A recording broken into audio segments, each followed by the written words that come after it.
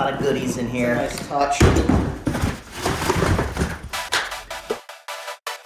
What's up, everybody? It's Jaryn from Berkshire Bike and Board, and this is a brand spanking new, fresh out of the box, Cervelo R5 that I'm gonna ride this year. This is Cervelo's super lightweight, kind of go uphill fast race bike. It's not the aero race bike, it's like the lightweight uphill race bike. Not super aero tubes, I like the tubes. Somewhat circular, they're a little bit angular on the top here, but for the most part, it's kind of like a nod to the past with the frame design, the tube shaping, which I think is cool. I hate the look of boxy, aerodynamic TT bikes. It looks like a bike, basically. I've been on a specialized road bike for the last 5 years, so I'm pretty excited to ride something different. Those are the perks of my job. Super high end, all the latest and greatest carbon, everything. Seat posts, fork, frame, bar, stem, wheels. Let's talk about the wheels. Continuing Pon's global domination of the bicycle industry, these are Santa Cruz wheels. Why, you may ask? Because Pon owns Cervelo and they also own Santa Cruz. So Santa Cruz started making some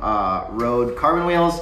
This bike is spec'd with them, which I think is super cool. The reserve wheels also come with a crazy warranty. It's like no questions asked lifetime. So if and when I break these wheels, because I break a lot of stuff, I'll be getting some new ones, which I am not gonna complain about. Here's what I think about Vittoria Tires. Nothing. I've never ridden them before. I've always ridden Conti tires. I love Conti tires. They're light, they're fast, they're reliable. They're not that expensive. They're not that cheap either. I broke my #1 rule. What's my #1 rule? If you're running a 30 mil tire or less, I think you should ride a tube. If you're running a 31 mil tire or bigger, I think you should ride them tubeless. These are 25C.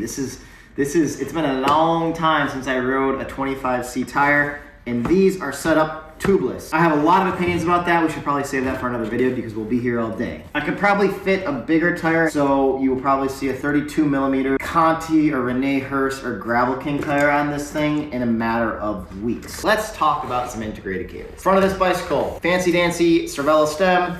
That is a spot for an integrated like computer mount. I'll put that on later. Notice there's no cables. So the shifters, those are electronic. There's no cables on those, but inside of here, there's a cable that goes like this. It actually goes like this underneath. They both come in through the stem, which is not fun to do, I will say, from the mechanical side of things. I didn't do it because I would have messed it up. Through the stem, down through the steer tube. This has got the craziest steer tube. These spacers are all two pieces. They kind of splice together like this. It's an absolute nightmare to put it together. I didn't do this particular one, but I did another Cervelo bike the other day. Not fun, but cool. It works very well. The cables are in there. They're completely hidden. Once you get through this mess and you get into the frame, it's pretty easy. They kind of just route right through. Integrated cables, faster, smoother, cleaner. No extraneous cables hanging off the bike. But man, not fun on the mechanical side of things. But it does look good. Powermeter and the crankset. This is a matter of opinion. I've always been a buy-feel kind of guy. Pretty much when you say you're a buy-feel kind of guy, it pretty much means you're embarrassed of your power numbers, so you just don't use power numbers. That is true for me. This year, anytime on a bike ride, you'll be able to ask me how much power I'm putting out, and I'll be able to say less than you because I'm drafting you because I'm smarter than you, not fitter. So that's the advantage of Powermeter and the crankset.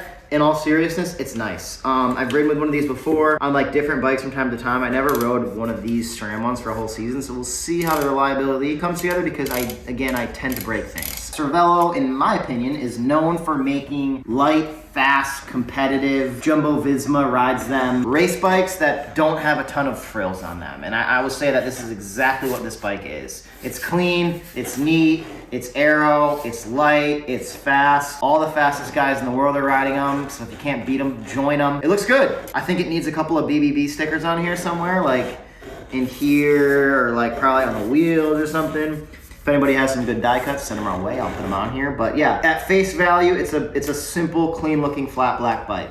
I will go on a quick rant about flat black bikes or matte black bikes.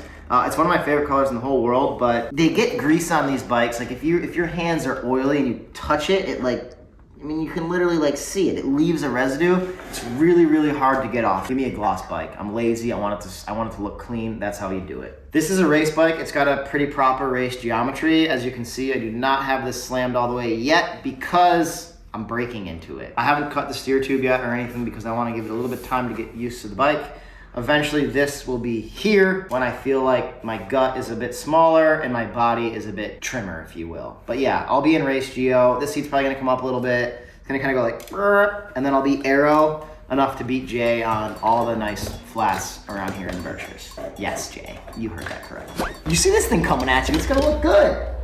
It's very nice looking, it's clean. This is what I'm talking about with this grease thing here. See, that's a pain in the ass, but I think it's gonna be pretty slippery through the air. I think it's gonna go pretty fast. It's got, these are probably like 30, 38, 35 mil wheels on it. Because it's not like a TT or like a straight line race bike, they went with a shallower wheel to keep the weight down. I'm fortunate enough to work at a bike shop, so if I need some faster wheels or if I need a straighter in a straight line, a faster in a straight line bike, I have one I can snag essentially, but this thing's for going uphill and I think it's gonna do a pretty good job of it, depending on the horse. Last but not least, why did I get this bike? What's the good reason behind this bike?